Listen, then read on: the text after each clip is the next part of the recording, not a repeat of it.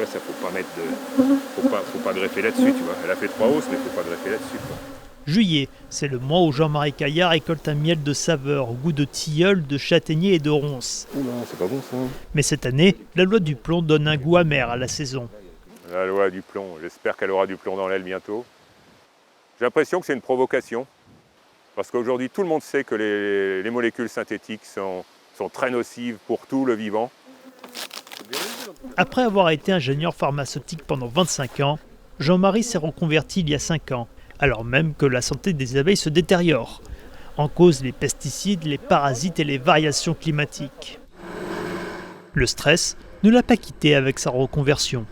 Il faut être constamment à l'écoute de la nature pour pouvoir s'adapter au mieux à ce qu'elle nous réserve, quoi, les conditions qu'elle nous donne.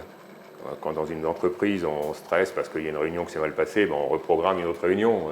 Dans tout ce qui est le vivant, vous vous ratez, vous avez perdu votre récolte, vous avez potentiellement perdu vos abeilles.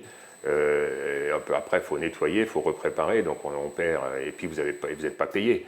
Donc ça veut dire qu'on perd 5 fois.